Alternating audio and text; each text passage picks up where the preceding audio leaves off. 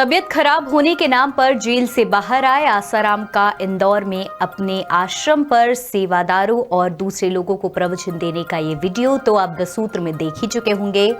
पर अब प्रवचन देने के चलते 31 मार्च तक जमानत पाए दुष्कर्म के आरोपी आसाराम फिर मुश्किल में है। दरअसल शनिवार को उन्होंने सुप्रीम कोर्ट की शर्तों का उल्लंघन करते हुए अनुयायियों को बुलाया और प्रवचन भी दे डाला। द सूत्र की इस खबर के बाद हड़कंप सा मच गया और शनिवार रात होते होते वह आश्रम से गायब हो गए और कहीं और ही चले गए। लेकिन द सूत्र दूसरा बड़ा खुलासा कर रहा है। दरअसल आसाराम प्रवचन और इलाज दोनों के लिए ही आश्रम नहीं आए हैं, बल्कि इस खास काम के लिए आए हैं। और वो काम क्या है, चलिए बताते हैं। ये मामला छोटा मोटा नहीं बल्कि करोड़ों रुपए के हिसाब का है। दरअसल आश्रम में आने वाले करोड़ों रुपए के चंदे को आसाराम और उनके आश्रम प्रबंधन ने अपने करीबी कारोबारी व्यापारियों को ब्याज पर दिया हुआ है। जब 31 अगस्त 2013 को उनकी गिरफ्तारी हुई तो बाजार में उस समय करोड़ों रुपए की राशि उनकी नजदीकी लोगों के पास ब्याज पर चल रही थी।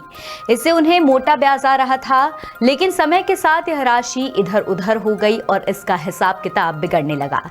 इसी राशि के हिसाब किताब के लिए आसाराम ने इंदौर का रुख किया और करीब 84 साल की उम्र में भी कार से इंदौर पहुंचे।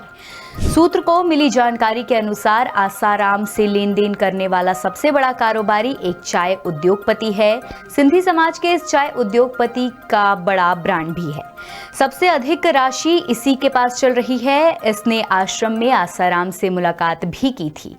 इसके साथ ही कुछ दूसरे व्यापारियों को भी आसाराम ने बुलाया था और मुलाकात की थी।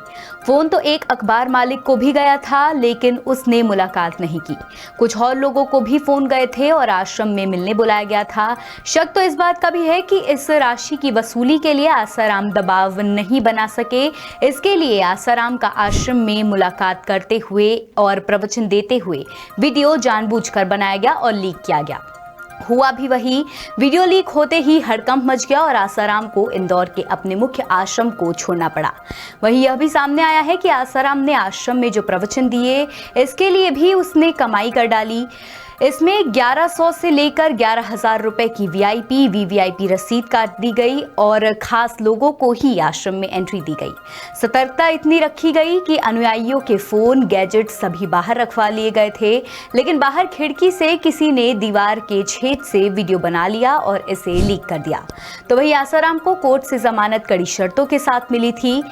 सबसे पहला कि वह अनुयायियों से नहीं मिलेगा। दूसरा, साधकों से समूह में आसाराम मुलाकात नहीं करेंगे। तीसरा, सार्वजनिक तौर पर आसाराम प्रवचन नहीं दे सकेंगे। चौथा, मीडिया से बातचीत नहीं कर सकेंगे। पांचवा, आसाराम 3 गार्ड के साथ रहेंगे और इसका खर्चा भी वही उठाएंगे। खैर, अभी आसाराम छिपे छिपाए फिर रहे हैं और सुप्रीम कोर्ट के द्वारा दिए गए नियमों का पालन न करना उन पर भारी पड़ने वाला है।